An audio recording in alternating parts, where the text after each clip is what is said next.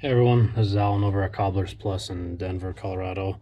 I was just going to show you real quick for anyone who's rock climbing. It is that time of the year for rock climbing shoes. Now we're not going to be doing anything major with these, but for a quick tip for most of you rock climbers out there, what you can do when you have issues like this gentleman, his heel started to peel up right there at the sole.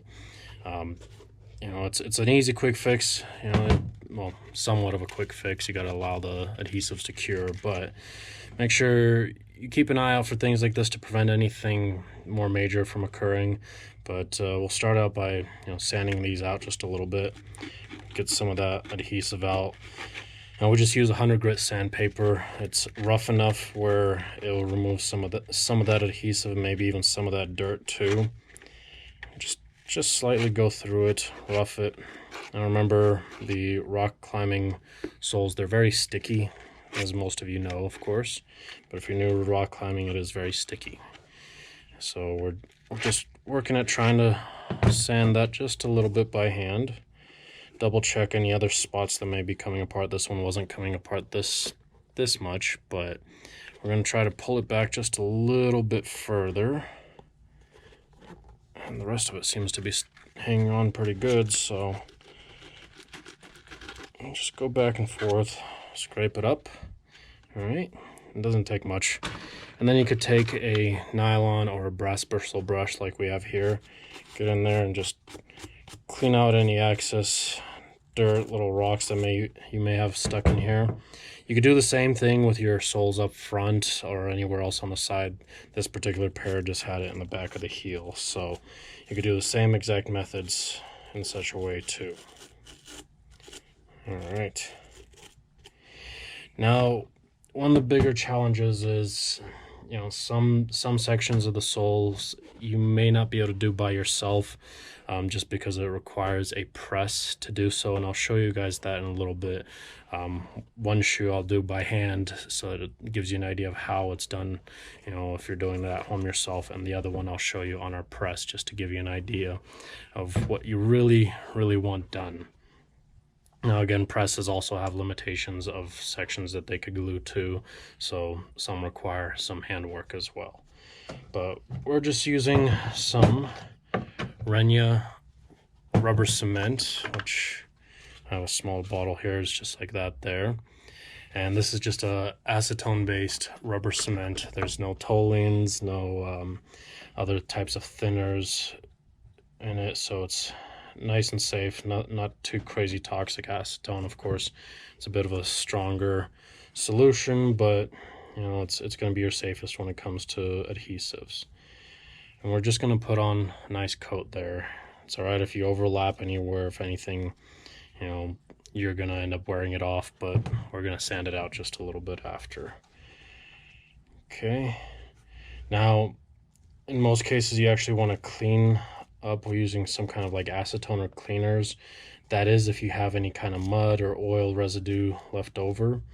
In this case, though, is nothing. These shoes have only been worn a few times, so this gentleman hadn't even had the chance to really get anything major on them. But we're going to put a nice hefty coat on there, and just like that, we're going to set it up to dry. You're going to let it air dry open like this for about 15 minutes. And then we'll come back to it, and once it's dry in 15 minutes, I'll show you guys the next step. So we'll see you in a little bit. All right, so we're back here again. Let this dry for about 15 minutes. And now we're going to take our heat gun. You don't necessarily need to use the heat gun, but we prefer to do it just because it does allow this to be a little more malleable to work with, even though the material is flexible enough. But it does help a little bit to activate the adhesive just a bit better so that it cures faster. A blow dryer should be plenty good, and you saw I didn't hold it on there for too long. I didn't really need to heat it up all that much. But actually, I'm doing this one by hand. You literally just press it down all around like that. And there you go. And just let it sit and cure overnight. After it sits and cures, that's when we're going to end up going through and sanding it up. So I'll set this one back up on our shelf over here, and then I'll show you the press with this one. Now, I'll actually heat this up and do this off camera real quick so I can relocate it over to the press so you guys can see what the press works like. All right, so we'll see you in a second. All right, so we're over here at our press. It's got these different size lasts, different types of lasts. We'll actually put on a smaller heel last right now. There we go. And I've already got this kind of heated up just a little bit, so I'm gonna press it down a little with my fingers, at least this section. And then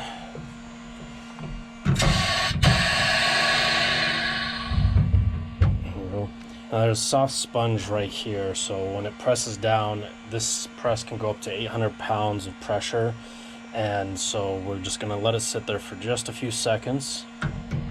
And so it really does a nice press. It works very well when we're resoling these. Usually we do what's called a half sole, replacing the more worn out part from back here right behind the ball of the foot up to the toe area, and so the press really comes in handy for that. But as far as sections like that right there, I mean, finger pressure tends to work very well, just because this doesn't get enough wear. Now, when you start using the toe area, if you're able to at all, you know, stick your foot actually back into your own shoe and try to find some kind of softer surface area, like a dense sponge possibly. And if you don't have anything like that, even just, you know, going out into the grass and applying some pressure on there, you know, after you heated up that section just a little bit. At that point, you definitely want to use a little bit of heat. You know, blow dryer will work fine. You might just have to hold there for a little bit longer until it's warm to the touch, basically. Put your foot on, go out to where the grass is, and then just do the same thing as a press would. Press down as hard as you can in that specific spot for, you know, at least 10 or 15 seconds at that point. Again, that is mainly for the toe area. Now, the heel area and, you know, back from here to the heel, that's usually not an area that really gets all that much wear. So if you're using a rubber cement, contact cement, like we did today, just applying finger pressure usually tends to be just fine, but make sure you allow it to cure at least 12 hours. At 12 hours, it's going to be at its strongest after curing and setting. So we'll set these aside and we'll get back to them tomorrow about the same time and move on with cleaning up all that leftover glue that you see there. So we'll see you guys tomorrow then. Hey everyone, alright, so it's the next day and we're back here again with these rock climbing shoes. As you can see, there's a little bit of glue right there, little shiny spots. Now at this point, we just kind of want to try and check to make sure that it's actually not pulling up. It looks like that one's fine. You don't necessarily want to put your fingernails into it and dig in. Usually you're not going to, you know, come into a situation where you have that kind of force where something digs in nicely and then yanks on it. So we're literally just using our thumb or our finger, you know, just the round area here, and just kind of pulling down. If there's anything coming up, then we might have to redo the process and try it all over again. Now there's a few methods here. Let me grab something real quick. Sorry about that. Now here at our shop, we've got two methods of removing this excess glue. One is some plantation crepe. This is fairly dense and fairly sticky as well. It's not quite like the rock climbing sole material, but it is very sticky as well, and it's perfect for removing some of the glue sometimes. Now this tends to work a lot better to do when the glue is, you know, still not active, but at this point it has activated fully, so it's not going to work quite as well. I'm just going to try to see if I could show you real quick. Yeah, but it's not doing all that much. You can see a little speck there that just rolled off. It might have even just came off the chunk of crepe, but it doesn't really do much. So we're going to take some sandpaper. Now here at the shop, we end up using these a lot. We do have a palm sander as well that we use for other things, and we don't need these little squares that come off of them. So this is a 120 grit. You could do somewhere between 100 to 140 grit. Usually the 120 seems to be our best pick. But for you at home, you know, that's probably going to be fairly readily available at a hardware store. Hell, even Walmart I think carries it too. I think that's where I picked these up, was at Walmart. I was there with my family. We were picking up some things and decided to grab some. But at this point, you just kind of gonna sand it a little bit, just like that.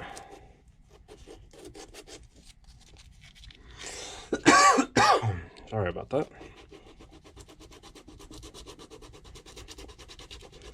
And actually, trying to do it fast instead of just ripping through it like that. When you do it fast, it does heat up that adhesive a little bit, and of course heat has a tendency to deactivate a rubber adhesive.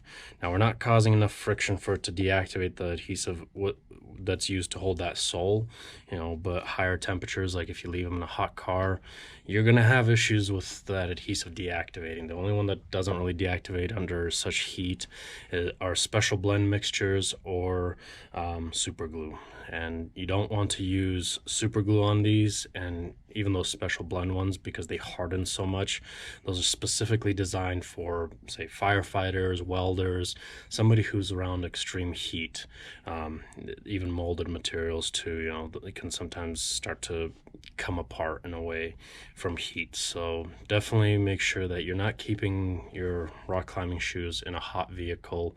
You know, if you're done rock climbing or something, you know, and you decide to go grab a bite to eat, you know, half hour to an hour in the car, that's fine. Just crack a window. I highly recommend that to get a little ventilation in there. You know, there are other things, other rock climbing gear that may potentially get damaged from extreme heat, but don't leave them in your car once you get home and then, you know, say, oh, I'll get them tomorrow or something, I'm too tired. At the very least, grab a few things that you know that uses adhesive to hold it together, like your shoes or any other equipment or gear that you may have. So definitely don't leave it in a hot car.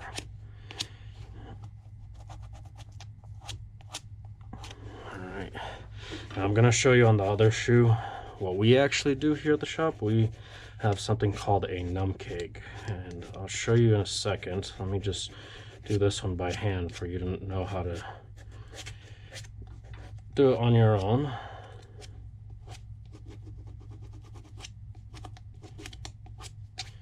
You're gonna have a little bit of spotting, you know, basically, you know, right down there in the cracks basically of some rubber cement. Now, you're not gonna get all of it out in this such method, and I mean, even any method, you're still gonna have just a little bit of glue basically. You know, the only time that we're able to really remove a fair amount is when we're doing like resoling, for example, because we use stronger sanding machines and we're able to get down in there better. But this area is not being resoled, it's just being fixed up. And on top of that, you know, this section in particular has quite a bit of overlap of the wren here and the sole. So getting down in there with the sander, it's a little tricky and can potentially cause more damage. Now, if you're somebody who's very, very particular about it, you can take a Dremel if you wanted to and put a little sanding bit on it. But again, I don't recommend it because it's going to heat up that material a fair amount and potentially start deactivating that adhesive that's holding that sole back down. Now, again, we'll probably be buffing this up a little bit anyways afterwards to make it nicer. But a little bit of glue showing, or even if you don't want to, you know, clean off the glue, you know, it's not a necessity. You know, if you're doing this yourself at home, you know, if there's a bit of glue showing, then by all means, leave it however you feel comfortable. This could be a good stopping point for you before even sanding it. I prefer to at least have it looking a little decent, but it gives you an idea there. You can see there's a little bit of scratching up there, and rub my finger there and it's gone like magic. Now, right in that corner, you could see a little dab of glue. And at that point, the only thing, again, will only fit in there is a Dremel bit. And, you know, I wouldn't want to do that because this gentleman does need these. So he wants to be able to use them, and I don't want to risk having him, you know, climbing up a cliff somewhere and all of a sudden it starts to come apart. Granted, he's not going to probably be using that heel section, but you never know. there's some of those tricky positions where it may require you to dig your heel on it just enough. Alright, but now this one, we haven't done anything on it yet, and I'll move everything over to our sander behind me, and you'll see how we usually do it with some of our machinery. Alright, we'll see you in a second. Alright, so we're here at one of our sanders. This is our large sander right here, and on top of it is sitting what's called a numkeg sander. It literally just spins like this.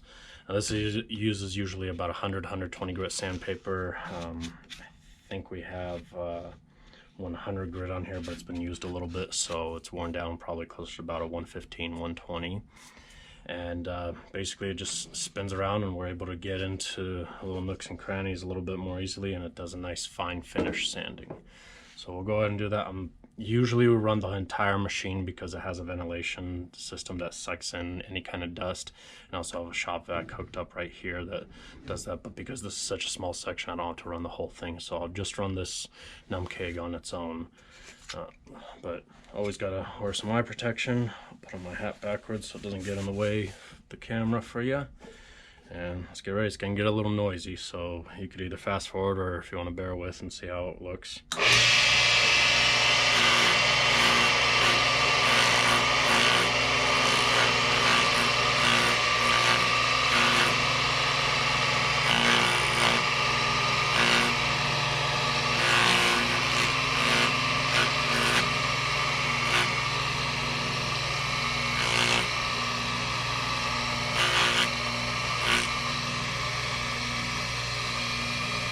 Now, like I said, it's very delicate, so you can see me just touching with my hands, and it doesn't do all that much to me. But that was quick, right? Got pretty much all the glue off. Looks like I missed a spot, right?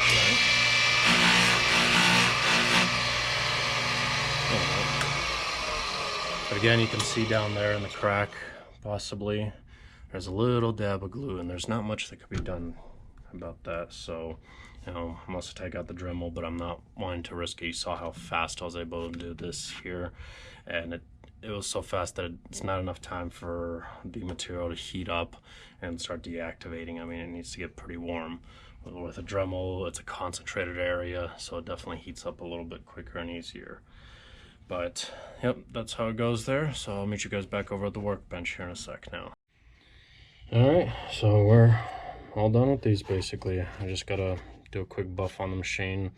I mean, quite literally just take a brush and buff it. Our machine just spins. That's the only difference. So you guys don't need to see all that. It's just a quick buff to clean off any excess dust or whatever, so it's a little more presentable. But in conclusion, I just wanted to point out that if you're an outdoorsy person, if you're a rock climber, you may want to have a little mini repair kit put together just in case for things like that. Now I understand when you got a hole here in the ren or in the sole, there's not much that you can do. You have to take that to an expert.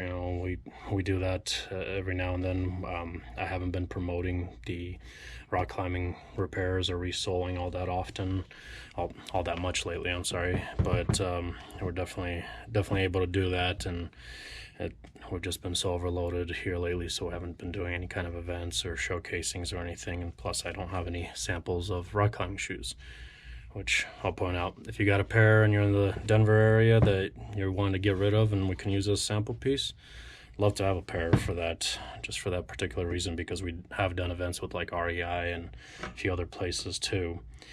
But as far as your repair kit, if you're somebody who can sew, needle and thread will definitely come in handy for some of your gear. I'll try to make some more videos doing, small minor repairs with stitch work too down the road. But for at the very least for these guys here, rubber cement, you can get the barge rubber cement. There's masters like that there. This is actually a smaller one. They make them, I think, just a little bit bigger than this.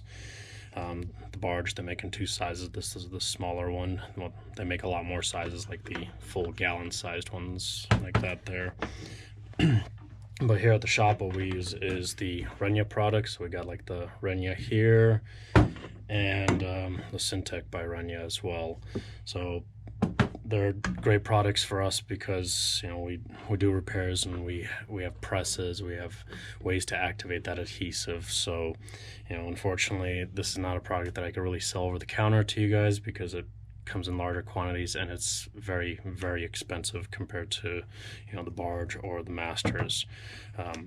Now the other one though, definitely you don't want to be using is shoe goo. I had some of this lying around. I don't even know. It's still a little smushy.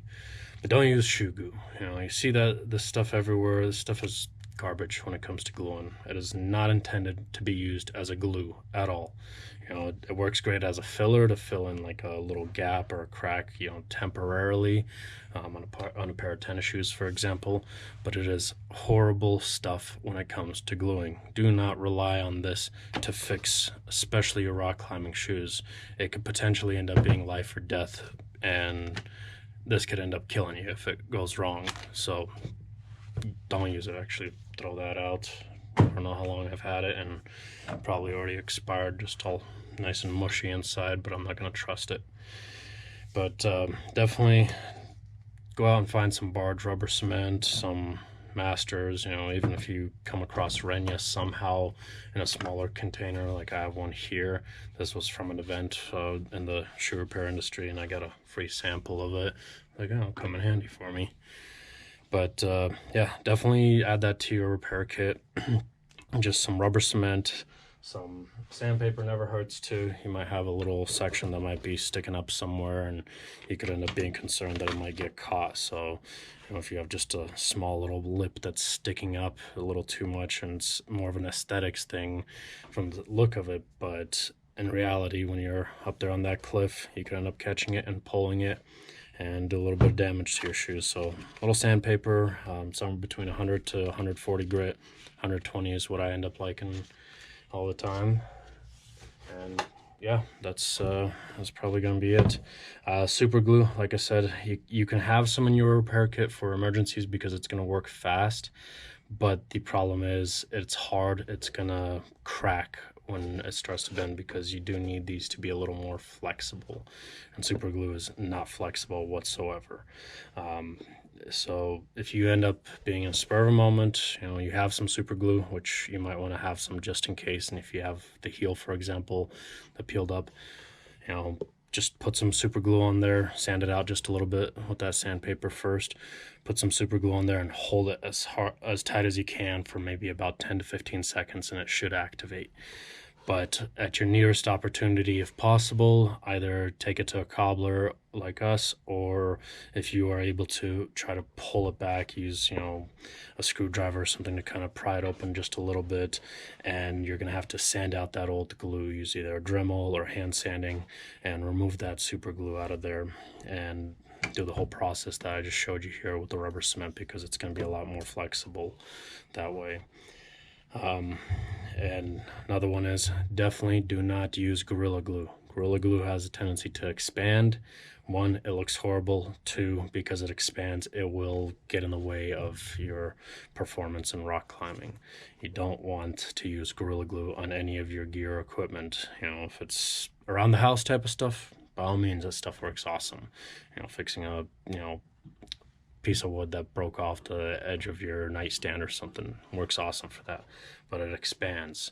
So definitely don't use Gorilla Glue. Crazy Glue also, I've come across some issues with it. I've experimented with it a few times. Doesn't seem to work all that well. So just the little tubes of super glue that you can get, you know, even at the dollar store or Dollar General.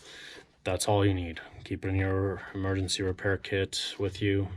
May come in handy for a couple of boo-boos. I've had to use super glue as a band-aid. Anyways, thanks for watching. I hope this helped some of you guys out who are into rock climbing and some outdoor activities as well. You know, if you have any questions, feel free to comment, give us a call, message, or if you're here in the Denver area, you're more than welcome to swing by and give us a few questions if you have, or bring in your shoes if you want to be resold. Subscribe if you want to see more. We're going to be making more videos. As you can probably see, we don't do just rock climbing shoes. We do quite a few different types of footwear out there, and I'll definitely be making more videos and in the rock climbing category. I definitely want to make a few more, as well as gear repair, something that may come in handy for quite a few of you as well. So we'll see you guys next time.